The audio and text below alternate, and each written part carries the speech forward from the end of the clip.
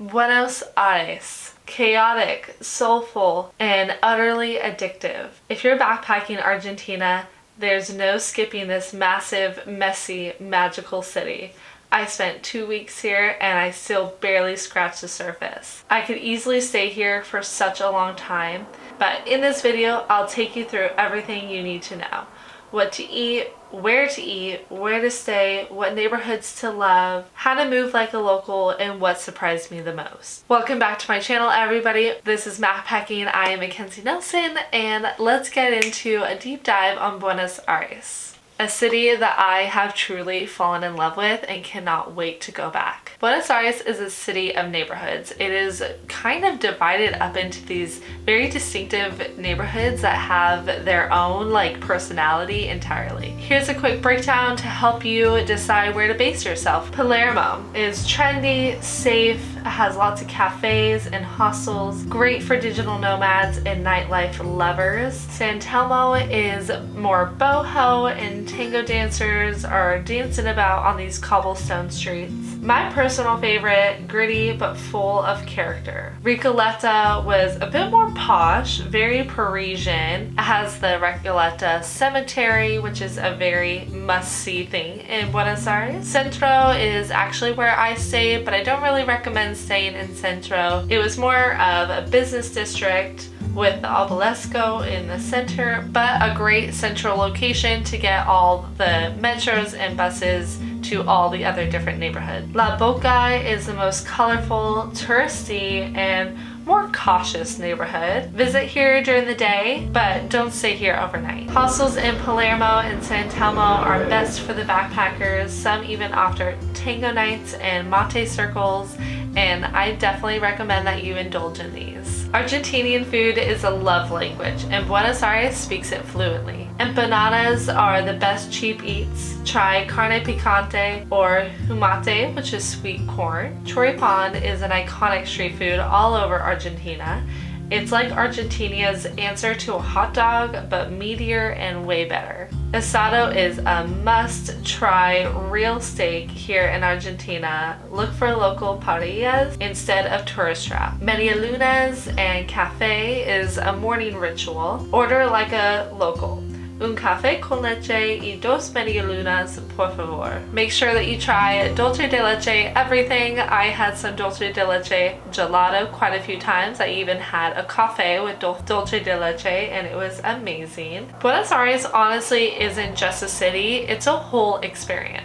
And I think that it's best enjoyed when you go a lot slower, when you get to explore each neighborhood and have real time in each neighborhood. So don't plan to see it all in one day or even a few days. Try to have multiple, maybe even a week, and if you can, even longer than a week in Buenos Aires to experience it fully. Free walking tours in Palermo, Recoleta, the city center, even La Boca are some of the best intro into the city's wild history. Go to the San Telmo market on Sunday for food, antiques, street performers. It is so chaotic, but such a beautiful mess. This was one of my favorite markets in the entire world. It just went on for miles. Visit the Recoleta Cemetery. Yes, it's weird to suggest to go to a cemetery in a city, but it's one of the city's top attractions, like I mentioned before, so just go. It is so beautiful. Make sure that you go see a tango show or even some street tango in La Boca. I honestly did not realize how much I love tango until I went to a tango show, and I just imagined myself in another life being a tango dancer, and it was just the most enjoyable night, and now it's my life mission to learn how to tango. Something that I didn't do, but I really wish I did, I heard this from quite a few people, is to go to La Bomba de Tiempo, which is like a Monday drum show. I've heard it's one of the best nights you could ever have. The energy is so high. I'm not too sure where it is. Maybe I could try to figure it out for you guys to go there yourself. And like I mentioned a few times before, make sure to grab a local, grab a friend from a hostel, and drink some mate in the park. This is honestly a daily ritual for Argentinians.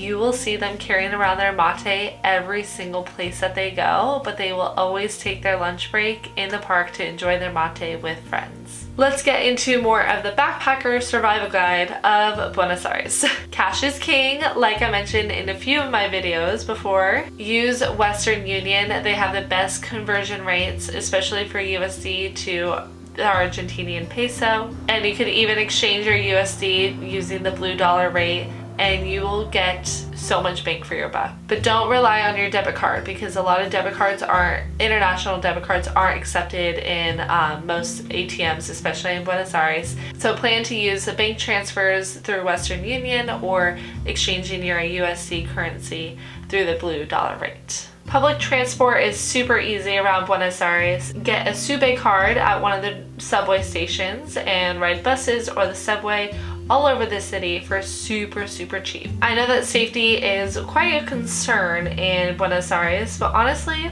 common sense stuff, right? Don't flash your phone, avoid La Boca at night or even the center at night. Watch your back, you'll honestly be fine. I did not worry in Buenos Aires at all, and I just had my purse and my camera, my phone out. Of course I was cautious more at night, but I honestly felt fine in Buenos Aires. Try to learn some of the local language. I know some are harder than others, but Spanish could be relatively easy for most people. Argentinians speak Spanish super fast, and they kind of have their own slang with it. So even if you're used to some like Mexican or Spain Spanish, it might be so different than what you're used to. So try to learn a bit of the Argentinian slang. SIM cards, you're gonna want one. You're gonna want some data in this country. You could use an eSIM through Airalo, which is what I did. So when I arrived in Argentina, I already had full data for the whole month, and that was super quick and easy and relatively cheap. You could also get physical SIM cards through Claro, and really any market or convenience store attendant will help you figure this out. Hostels are really affordable in Buenos Aires. You could get a really good hostel for about like $8 to $15, and most of them have like shared kitchen or rooftops or lots of social activities. Buenos Aires hit me harder than I expected.